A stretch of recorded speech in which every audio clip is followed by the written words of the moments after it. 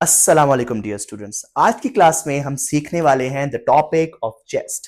Chest को bio में कुछ नाम दिए जाते हैं। पॉइंट नंबर वन, अगर हमसे कोई पूछे कि चेस्ट को क्या नाम दिया जाएगा, तो पॉइंट नंबर वन, चेस्ट को आप पहला नाम दोगे जी, क्या नाम देंगे हम? थोरैक्स। क्या नाम देंगे बेटा? थोरैक्स। Very good. चेस्ट या थोरैक्स को बायो में हम तीसरा नाम देते हैं और वो नाम है थोरैसिक कैविटी। क्या नाम है? Thoracic cavity. Point number one, chest, दूसरा नाम थोरैक्स और तीसरा नाम उसे हम कहते हैं थोरैसिक कैविटी। अगली बात, अगर आपसे कोई पूछे कि सर चेस्ट है क्या, तो याद रखिएगा कि चेस्ट वो पोर्शन है हमारी बॉडी का या हमारे ट्रंक का, हमारे जिस्म का, जो कि एग्जिस्ट करता है between our neck and diaphragm. Neck से लेकर डायाफ्राम तक एग्जिस्ट करने वाले पोर्शन को क्या बोलेंगे बेटा? That is chest. तो क्या बोलोगे? What is chest? Between neck and diaphragm. तो नेक से लेकर डायाफ्राम तक पाए जाने वाले एरिया को हम कहते हैं चेस्ट। अब अगर कोई स्टूडेंट चेस्ट को सीखना चाहे तो सबसे पहली चीज उसे सीखनी पड़ेगी चेस्ट की बाउंड्रीज। और आप जानते हो कि बायो में स्ट्रक्चर्स के लिए जरूरी है बाउंड्रीज। अब याद रखना, चेस्ट की बेटा याद रखना, हमारे पास कितनी बाउंड्रीज हैं? 5। सबसे पहली boundary the anterior boundary, second boundary the lateral boundary, third boundary the posterior boundary, fourth boundary the superior और the upper one, and final boundary is the bottom boundary. अगर आपसे कोई पूछे कि चेस्ट की एंटीरियर, एंटीरियर का मतलब क्या बेटा इंग्लिश में? फ्रंट। अगर आपसे कोई पूछे कि चेस्ट की एंटीरियर या फ्रंट बाउंड्री कौन बनाता है, तो याद रखना it is formed by a bone, और उस बोन का नाम है स्टर्नम। क्या नाम बेटा? स्टर्नम। और स्टर्नम जो सेंटर में आती है, उसके साइड्स पे कुछ रिब्स भी एग्जिस्ट करती हैं। तो स्टर्नम और उससे जुड़े रिब्स मिलकर बनाएंगी एंटीरियर बाउंड्री। अगर आपसे कोई पूछे कि चेस्ट की लैटरल बाउंड्री कौन बनाएगा, लैटरल का मतलब क्या होगा? बायो में हम कहेंगे लैटरल, लेकिन इंग्लिश में हम कहेंगे साइड। तो याद रखना, लैटरल या साइड बाउंड्री बनाने वाली चीजें हमारे पास क्या है बेटा? और वो है हमारी रिब्स। क्या है? हमारी रिब्स। अगर आपसे कोई पूछे we have how many ribs, तो आप क्या कहते हो? कितनी रिब्स है बेटा? 12 पेयर्स। कितनी रिब्स है? 12 पेयर्स। तीसरी चीज, तीसरी बाउंड्री चेस्ट की, याद रखना, उसे बोलते हैं कौन सी boundary? That is the posterior boundary. और पोस्टीरियर बाउंड्री को इंग्लिश में क्या बोलोगे? The back boundary. और बैक बाउंड्री बनाई जाती है हमारे वर्टिब्रल कॉलम से, जो कि नेक से लेकर हिप्स तक एग्जिस्ट करता है। याद रखना, तो बैक बाउंड्री, वर्टिब्रल कॉलम। और आप जानते हो कि वर्टिब्रल कॉलम में 5 टाइप्स ऑफ वर्टिब्रीज आती हैं। याद रखना बेटा, लेकिन चेस्ट में सारी एग्जिस्ट नहीं करती। चेस्ट की वर्टिब्रीज याद रखना टोटल 12 होती है, रिब्स भी कितनी है? 12। तो इन्हें बोलोगे 12 थोरैसिक वर्टिब्रीज। सबसे टॉप पे, फ्रंट पे anterior boundary, then lateral boundary and then the posterior boundary. फिर आती है द अपर वन, और अपर वन बाउंड्री को आप नाम दोगे, अपर बाउंड्री को नाम दोगे सुपीरियर बायो में, बट इंग्लिश में क्या बोलोगे? अपर बाउंड्री। और इस अपर बाउंड्री को बनाने वाला पार्ट है आपका नेक, और नेक के बाद फिर अगले नंबर पर आती है नीचे वाली बाउंड्री, इंफीरियर, या इंग्लिश में क्या बोलोगे? The lower boundary. इंफीरियर या लोअर बाउंड्री बनाने वाला एक मसल है, और इस मसल का नाम है, एज वी ऑल नो, इस मसल का नाम है डायाफ्राम। Very good. क्या नाम है इसका? डायाफ्राम। क्या नाम है इसका? डायाफ्राम। Very good. अब पॉइंट नंबर 1 हमें क्लियर हुआ कि चेस्ट की बाउंड्रीज कौन कौन सी हैं। लास्ट बाउंड्री जिसे हमने कहा इंफीरियर या लोअर बाउंड्री, इसका नाम क्या है? डायाफ्राम। अब मोस्ट ऑफ द स्टूडेंट्स, उन्हें पता नहीं होता कि डायाफ्राम क्या है। अगर आपसे कोई पूछे व्हाट इज डायाफ्राम, तो आपका फर्स्ट पॉइंट रहेगा it is what type of muscle? It is skeletal muscle. What type of muscle beta? Skeletal muscle. In total we know there are 3 types of muscle: skeletal muscles, smooth muscles and cardiac muscle. But diaphragm कौन सा है? Skeletal muscle. Most of the students उनको लगता है कि ये smooth muscle है क्योंकि हम इसे कंट्रोल नहीं कर पा रहे, बट इन एक्चुअल क्योंकि ये हमारे स्केलेटन से जुड़ा है इसलिए इसे कहेंगे स्केलेटल मसल। दूसरा पॉइंट, डायाफ्राम का क्या काम है याद रखना बेटा। तो डायाफ्राम चेस्ट को अलग करता है एब्डोमेन से। तो क्या लिखोगे? What is the function of diaphragm? It separate chest from another cavity, और उस कैविटी को बोलते हैं एब्डोमिनल कैविटी या एब्डोमेन। Very good. तीसरी बात याद रखना, अगर आपसे कोई पूछे कि डायाफ्राम के कितने पार्ट्स हैं तो आप कहेंगे कि sir in total there are 2 parts of diaphragm. Part number 1 the right diaphragm. ध्यान दे बेटा, अगर आप नोटिस करो तो डायाफ्राम के 2 पोर्शंस हैं। Portion number 1 the right hemi diaphragm, hemi means half. Portion number 2 the left hemi diaphragm. तो याद रखना पोर्शन नंबर 1 कौन सा है? Right hemi diaphragm. Portion number 2 कौन सा है? Left hemi diaphragm.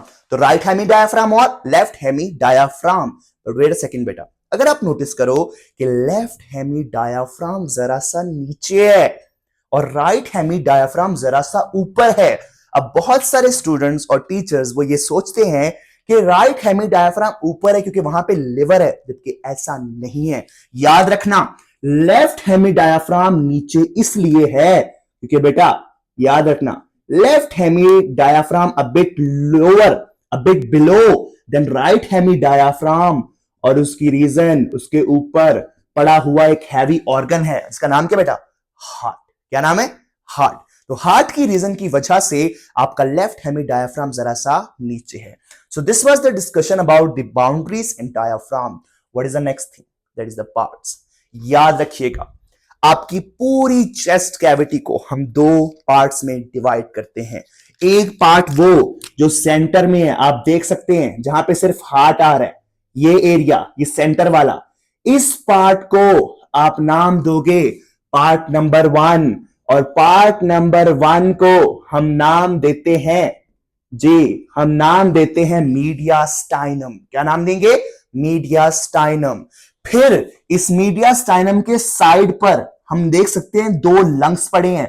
ये दोनों लंग्स जिस एरिया के अंदर आते हैं, इन एरियाज को हम नाम देंगे लंग फील्ड। क्या नाम देंगे? Lung field.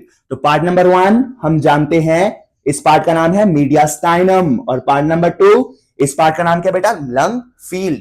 अब अगर हम बारी बारी इन पार्ट्स को डिस्कस करें तो एक एफएससी के स्टूडेंट को ये पता होना चाहिए कि पॉइंट नंबर 1 मीडियास्टाइनम सेंटर में है या साइड पर है? सेंटर में है या साइड पर है? So the answer is what is mediastinum? Central area of chest. Central area of chest. Very good. Point number 1। Point number 2, एक ये तो लोकेशन हो गई, ये तो लोकेशन हो गई, लेकिन एक एफएससी, एक एमडी-कैट के बच्चे को ये पता होना चाहिए, याद रखें कि मीडियास्टाइनम के अंदर, कोई पूछे सर कि मीडियास्टाइनम के अंदर कंटेंट कौन कौन से हैं, तो नंबर 1 कंटेंट जो कि मीडिया इन सेंटर में, स्टाइनम इन स्टर्नम के पीछे, तो जो पार्ट पाया जाएगा इसमें सबसे पहला हिस्सा है हार्ट। ऐसा क्या बेटा? हार्ट। और हम सब जानते हैं कि हार्ट में कितने चेंबर्स हैं? 4। कितने चेंबर्स हैं? 4। Very good. दूसरा हिस्सा जो यहां पाया जाएगा दैट इज अ ग्लैंड, और इस ग्लैंड का नाम क्या है? थाइमस। क्या नाम है? Thymus. Very good. Thymus, point number 1। What is thymus? Thymus is a gland, और हम सब जानते हैं कि हर ग्लैंड एक हार्मोन बनाता है, तो क्या थाइमस नहीं बनाएगा? बिल्कुल बनाएगा। और उस हार्मोन का नाम क्या था? थाइमोसिन। क्या नाम था? थाइमोसिन। और थाइमोसिन करता है हेल्प हमारे व्हाइट ब्लड सेल्स को, और स्पेसिफिकली करता है हेल्प कौन से व्हाइट ब्लड सेल्स को? तो इन व्हाइट ब्लड सेल्स का नाम है टी लिम्फोसाइट। क्या नाम है? T lymphocyte. ये करवाता है टी लिम्फोसाइट्स की डिफरेंशिएशन। Very good. उसके बाद याद रखें, अगर हम आगे की बात नोटिस करें तो थाइमस के बाद तीसरी चीज मीडियास्टाइनम में आती है बॉडी की सबसे बड़ी आर्टरी। और आप जानते हैं कि बॉडी की सबसे बड़ी आर्टरी का नाम क्या बेटा? एओर्टा। क्या नाम है? एओर्टा। तो what is aorta? Largest artery. उसके बाद आती है बॉडी की सबसे बड़ी वेन, और आप सब जानते हैं कि बॉडी की सबसे बड़ी वेन का नाम है वेना कैवा। वो वेना कैवा जो अपर बॉडी पार्ट से ब्लड लाती थी फर्स्ट ईयर, उसे बोलते थे सुपीरियर वेना कैवा, और वो वेना कैवा जो नीचे से लाती थी उसे बोलते थे इंफीरियर वेना कैवा। तो बेटा this was regarding mediastinum. Point number 1 central part, point number 2 चार हिस्से हैं, हार्ट, थाइमस, एओर्टा और वेना कैवा। फिर मीडियास्टाइनम के बाद अगला हिस्सा आता है हमारी लंग फील्ड्स। याद रखना पॉइंट नंबर 1, अगर मीडियास्टाइनम सेंट्रल एरिया है तो ये कौन सा एरिया होगा? इंग्लिश वाले बोलेंगे सर साइड वाला, लेकिन बायो वाले या साइंस वाले या मेडिकल वाले वर्ड यूज करेंगे पेरिफेरल एरिया। क्या वर्ड यूज करेंगे बेटा? Peripheral area. अब इस पेरिफेरल एरिया के अंदर आते हैं पॉइंट नंबर 1, क्या आएंगे? लंग्स। क्या आएंगे? लंग्स। Very good. क्या आएंगे?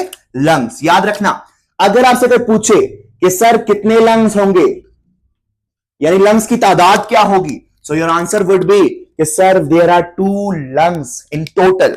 पॉइंट नंबर 2, अगर आपसे कोई पूछे कि सर इन लंग्स की शेप क्या होगी, जे, तो आप कहोगे सर बुक कहती है कि ये कॉनिकल शेप के होंगे। बच्चे बोलते सर व्हाट इज कॉनिकल? ध्यान देना, कॉनिकल यानी ये कोन शेप होगी। और आप जानते हो कि अगर आप बात करो कॉनिकल शेप की, अगर आप बात करो कोन शेप की, तो हमेशा कोन शेप के कितने पार्ट्स होते हैं? 2। सामने कोई भी लंग उठा लो, ऊपर से पतला, नीचे से बड़ा, जो ऊपर वाला पार्ट है यानी जो टॉप पार्ट है, इसे आप बोलोगे कोन का एपेक्स। क्या बोलोगे बेटा? कोन का एपेक्स। जबकि जो ये नीचे वाला पार्ट है, नीचे क्या बोलते हैं इंग्लिश में? बॉटम। और इस बॉटम को हम बात करेंगे बेस। तो apex of the lungs and base of the lungs से ध्यान देना बेटा। अगर आप नोटिस करो इस डायग्राम में, तो एपेक्स एग्जिस्ट करता है नेक की तरफ, जबकि बेस एग्जिस्ट करता है किसकी तरफ? डायाफ्राम की तरफ। तो एपेक्स कहां पर है? वेरी गुड, नेक। जबकि बेस कहां पर है? That is on diaphragm. Very good. यहां तक हो गया बात हमारे लंग्स के पार्ट्स पर। अब पार्ट्स तो हमने कर लिए, बट पार्ट्स के साथ साथ हमें सीखना पड़ेगा लंग्स के अपने हिस्से कितने हैं, और लंग्स के अपने हिस्सों को आप नाम दोगे क्या? लोब्स। क्या नाम देंगे? लोब्स। अगर आपसे कोई पूछे कि लंग्स के कितने लोब्स हैं, तो आप ध्यान देना बेटा, लेफ्ट लंग, क्योंकि उस तरफ दिल है, तो लेफ्ट लंग में कितने हिस्से हैं? 2। कितने हिस्से हैं? 2। Very good. तो याद रखना एक हमारे पास लेफ्ट लंग और दूसरा हमारे पास राइट लंग। याद रखना बेटा, लेफ्ट लंग में अगर आपसे कोई पूछे कितने लोब्स हैं, तो क्या बताओगे? आप कहोगे 2 लोब्स। कितने लोब्स? 2 लोब्स। Very good.